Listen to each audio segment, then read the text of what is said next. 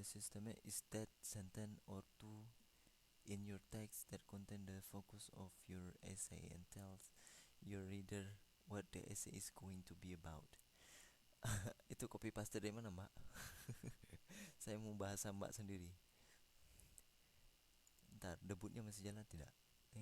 In oke. Oke, masih jalan. Gelodak. Oke. Thesis statement itu singkat cerita ya. Jangan banyak-banyak kali. Maksudnya apa? Ya, thesis statement tuh singkatnya adalah satu kalimat yang bisa kita kembangkan nantinya gitu. Satu ide yang bisa nanti kita kembangkan ya. Kita lihat gimana, saya nggak bilang definisinya, tapi kita analisa yang satu ini nanti. Oke. Baca sekali lagi. Learning English in the country. Oke. Learning English, saya patah-patahkan ya. Learning English in the country where it is spoken. Oke, ini juga saya patahkan, saya breakdown supaya bisa lihat. Is the best way to master the language. Oke, sudah. Ide pertama yang tadi kita diskusikan adalah English. Betul ya? Yang pertama sekali brainstorming tadi kita pilih bahasa Inggris gitu. Kemudian di sini kita buat satu kalimat yang menjadi thesis statement namanya, yaitu pernyataan kita yang bisa nanti kita kembangkan. Contoh lain selain ini adalah misalnya masakan Indonesia sangat enak-enak semuanya gitu. Itu contoh gitu. Nah, masakan Indonesia sangat enak gitu. Titik. Itu thesis statement. Kenapa? Kemudian di bawahnya itu kita bisa jelasin lagi kenapa dia bisa enak. Apa-apa aja makanannya. Kenapa bisa enak? Bagaimana cara proses pembuatannya? Nah, di situ support idea masakan Indonesia enak gitu. Itu salah satu thesis statement. Ya, sudah. Kita analisa lagi thesis statement nih ke depan. Why the best way? Itu coba lihat di apa namanya, di itu kan ada tabel ya. Itu kan ada tabel. Kenapa bisa the best way? Di dalam oval itu kan ada learning English overseas. Itu belajar bahasa Inggris di luar negeri. Udah, kenapa bisa itu? Yang pertama dia kasih contoh support idenya kenapa bisa bagus the best way, karena conditioned to speak English, karena kita dikondisikan harus berbicara bahasa Inggris, dikondisikan harus berbicara bahasa Inggris, makanya itu salah satu menjadi the best way. Udah, itu satu idenya. Sudah. Ide yang kedua adalah learn from the first source. Oke. Okay. Sorry. Ini apa? Nobody understand our language. Ya, ini contoh dari saya misalnya, nobody understand our language. Nah, itu kan banyak itu yang di if we learn English overseas nanti ada nobody understand our language, we must socialize kan. Kemudian sampai ke bawah. Itu semua reason why untuk mendukung statement kita tadi, pernyataan kita tadi bahwa learning bahasa Inggris, belajar bahasa Inggris di luar negeri atau di negeri yang bahasa Inggris itu dipakai sebagai bahasa pertama adalah cara terbaik untuk bisa bahasa Inggris tersebut gitu. Oke, udah. Apa itu? Ya. Em, nah, ini tadi polanya yang di tabel itu. Yang di tabel tadi itu kan ada learning English overseas, ya. Ini sudah saya ubah bahasanya. Jadi tidak mirip lagi dengan yang apa namanya? Tidak begitu mirip lagi dengan apa yang ada di dalam kotak. Tapi idenya mirip. Nah, lihat, saya tulis learning English in English speaking countries. Sudah, itu sama aja learning English in the country where it is spoken. Itu sama. Maknanya hampir-hampir mirip sama. Dan itu kita jadikan thesis statement. Seharusnya di sini ada tambah lagi nanti. The best way ya kan. Itu saya tidak tambahkan. Itu udah. Kemudian untuk support yang the best way tadi, the best,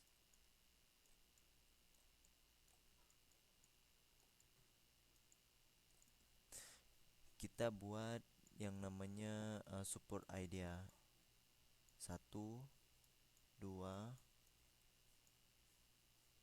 dan 3 di sini.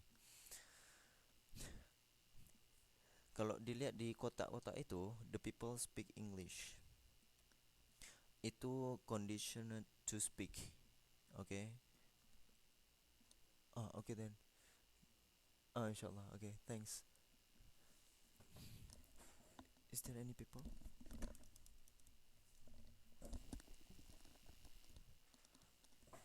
Okay, back. Mana udah tadi? Itu yang the people speak English itu saya jadikan supporting idea ke thesis statement. Kemudian learn linguistic features. Ini berat memang. Linguistic feature itu bahasa simpelnya adalah pronunciations, language function, kemudian ada idiom, proverb di situ, kemudian semantik, pragmatik, semuanya di situ. Pragmatik itu makna yang tidak sebenarnya, semantik itu makna yang ada di dalam kamus gitu. Oke. Nah, selanjutnya written discourse in English. Oke. Discourse atau dalam bahasa Indonesia kita sebut wacana. Wacana. Jadi written itu kan tulisan. Wacana dalam bentuk tulisan gitu di dalam bahasa Inggris. Ya, contohnya seperti buku, newspaper, majalah gitu ya. Film, novel, billboard, ads. Ads itu apa namanya? Advertisement. Advertisement itu iklan. Oke. Itu semuanya ditulis dalam bahasa Inggris saat kita berada di English speaking countries. Sudah. Ketiga ini 1, 2, 3 untuk mensupport thesis statement kita. Oke. Dia mensupport thesis statement kita yang di atas tadi. Kenapa kita bilang belajar bahasa Inggris di negara yang ngomongnya pakai bahasa Inggris adalah cara terbaik untuk belajar bahasa Inggris tersebut gitu. Dan untuk mensupport atau membuktikan atau memberi gimana ya bahasanya, memberi bukti atau memberi dukungan terhadap apa yang telah kita bilang tadi di atas. Kita butuh beberapa supporting idea. Ini namanya di support idea. Idea ini mensupport ke atas gitu ya. Complicated ya Mbak. Kalau misalnya ada pertanyaan tanya ya. Tanya aja langsung boleh juga.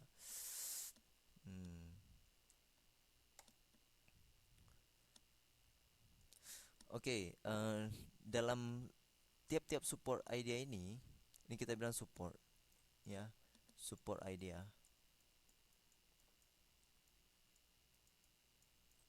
Karena idenya itu adalah ini, yang learning, ini idea ya, ini ide utamanya, main idea. Orang sering sebut juga main idea, atau kalau nanti dalam tulisan, hmm, thesis statement sama main idea mungkin sedikit berbeda, tapi di sini saya sebut main idea dulu. Oke. Kemudian ini supporting idenya, supporting idea. Sorry, tulisan saya ini jelek sekali.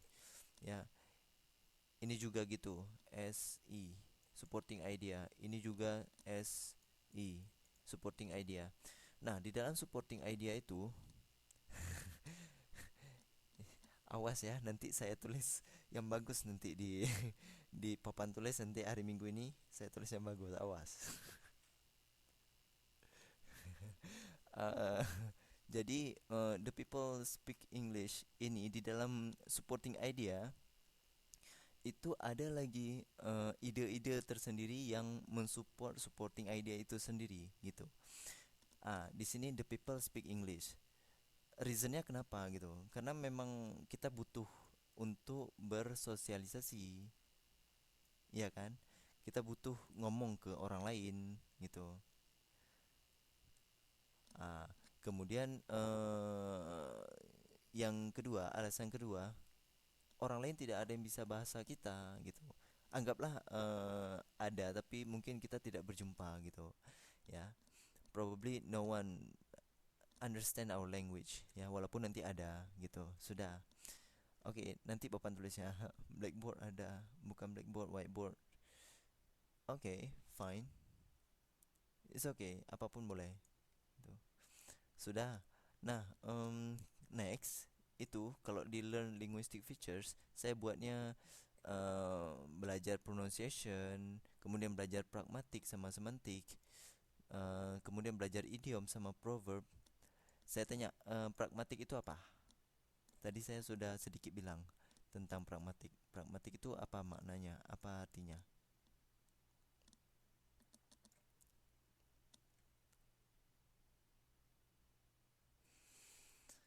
Hayo, masih ingat tadi apa yang saya bilang? Lupa.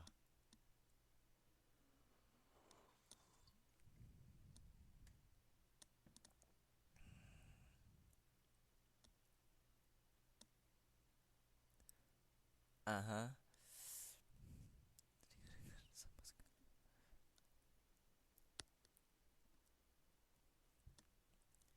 Ah, pragmatik. Pragmatik adalah makna dari kata, satu kata yang tidak sebenarnya, ya. Misalnya semantik itu contohnya makna-makna yang ada di kamus, dictionary, itu maknanya semantik, ya betul.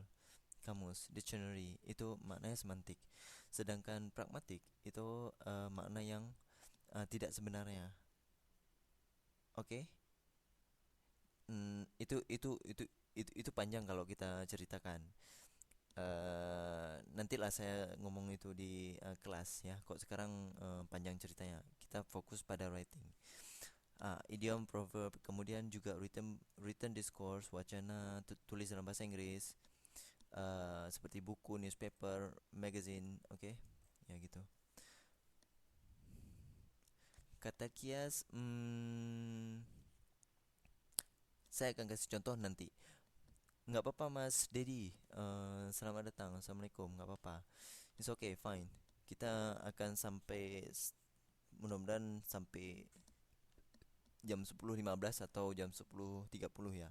Karena kan tadi nunggu sampai 30 menit. Teku. Arep rampung. Oke, next. Pak, saya cuma bisa sampai jam 10 ya. Ya, boleh, boleh, boleh Mbak Vivi, silakan. Nanti sampai jam 10 kita cukupkan juga boleh, nggak jadi majalah ya. Next. Read example 44. Halaman 44. Itu di halaman 44 itu ada learning English overseas.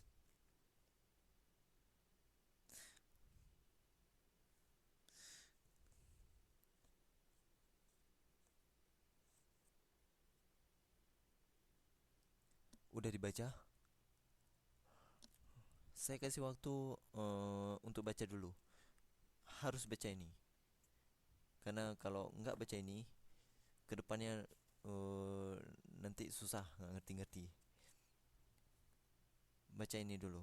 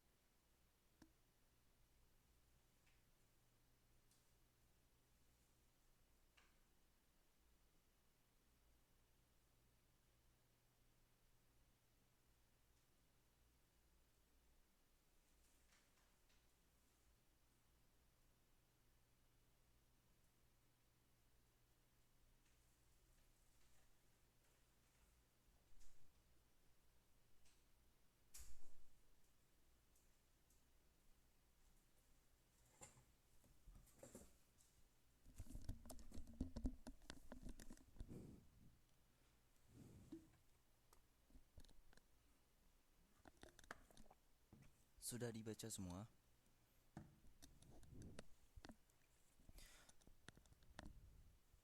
Oke, next. Jawab satu-satu itu. Om, apa pendapat mbak-mbak sama mama sekalian setelah baca ini? Setelah baca baca tulisan ini? Agree. Oke, agree. Ada yang lain?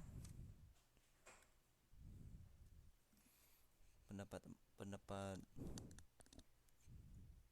setelah baca ini?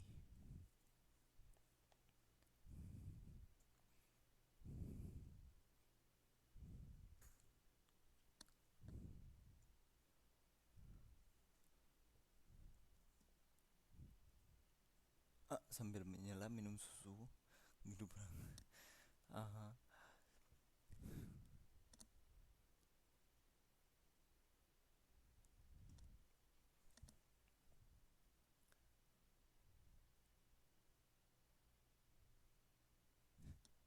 This one is same.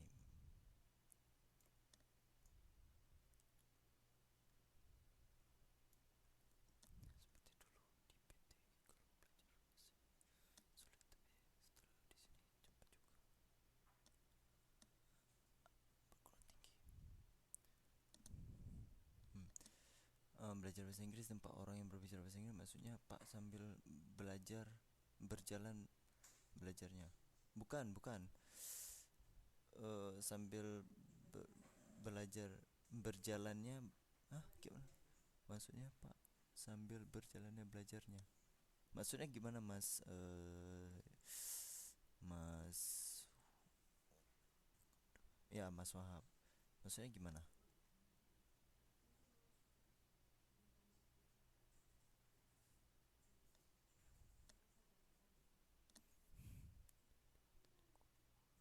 Pepatah gimana maksudnya?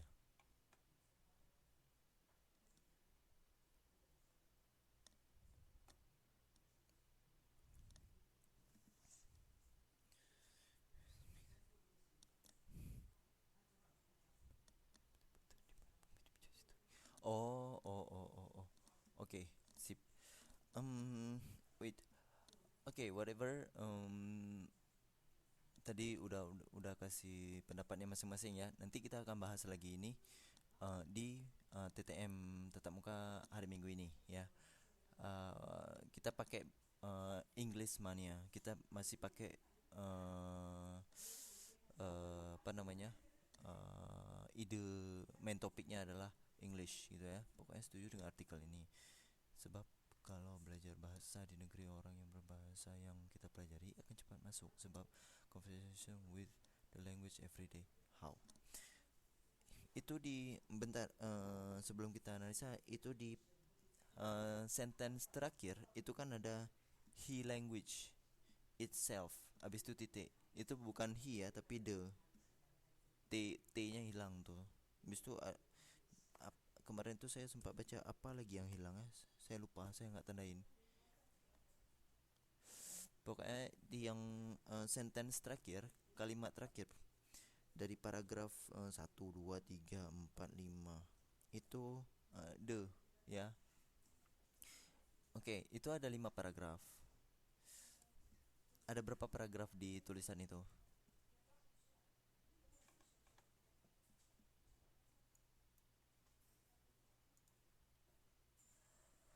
4, 5. Oke, 5. Tepatnya 5, bukan 4. Karena thesis statement itu ada paling pertama sekali. Yang some people believe that learning English in the country where the language is spoken is the best way to master that language. Titik, kemudian spasi lagi ya. 1, 2, 3, 4, 5 jadinya.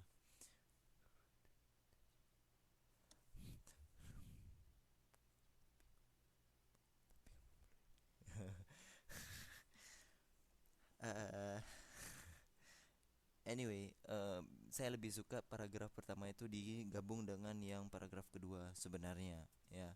Jadi tidak begitu rancu ya. Oke, whatever. We read this already. Pertanyaan saya satu lagi yang terakhir. Do you think that the people is easy or difficult? Easy or difficult? Tolerable. Easy or difficult? Kalau bilang kalau easy, easy. Kalau difficult, difficult. Bilang easy, easy. Rada gampang, rada susah. Get it.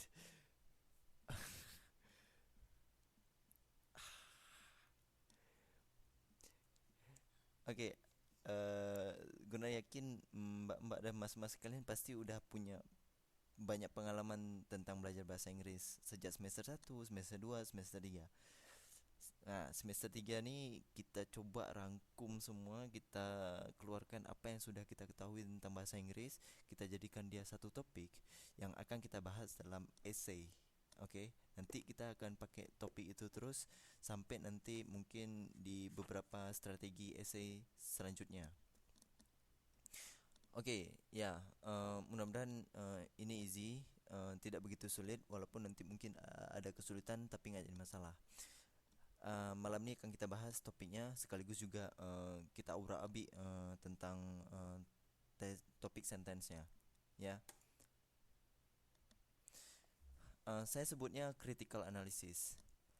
Sebenarnya sih ini hanya apa namanya untuk enak-enak mulut saya. Saya sebenarnya nggak ada ini, tapi saya suka seperti ini untuk apa? Supaya supaya apa namanya supaya terbangun awareness mbak-mbak sekalian tentang tulisan esai. Kalau enggak mbak-mbak sekalian dan mas-mas sekalian nggak pernah punya question yang sedikit mengkritik, jadi rada sulit untuk nulis.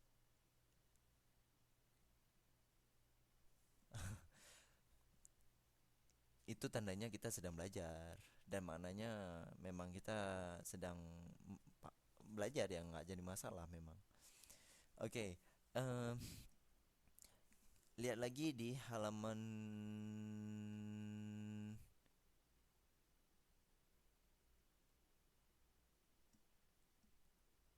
ya ya, 44 tadi, masih di paragraf pertama. Paragraf pertama itu kan some people believe that, okay, some people believe that learning English in the country where the language is spoken is the best way to master that language. Oke, ada pertanyaan.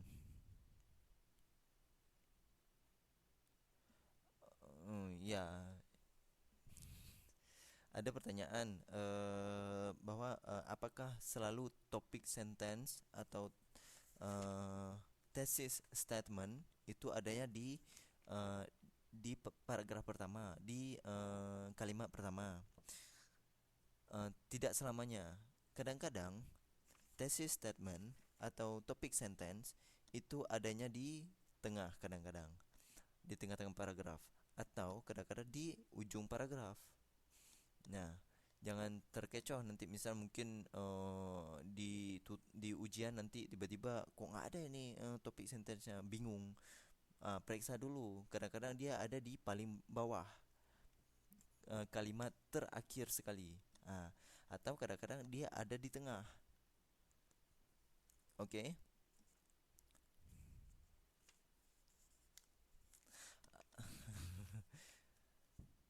Oke.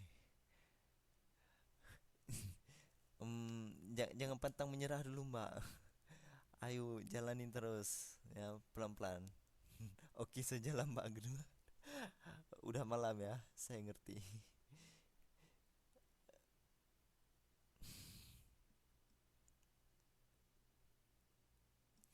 Untuk menandainya bagaimana caranya? Kita harus baca, nggak ada cara lain. Kita harus baca. Kalau nggak baca memang nggak akan tahu, sampai besok, sampai 2000 tahun sekalipun tetap nggak akan tahu. Karena kita nggak baca. Yang penting kita harus baca. Oke, ini kita ini dulu. Saya mau tanya, in the country where it is spoken, what does it mean? Ada yang tahu nggak apa artinya? Apa maknanya? In the country where it is spoken. Again, I will ask you. In the country where it is spoken, what does this mean?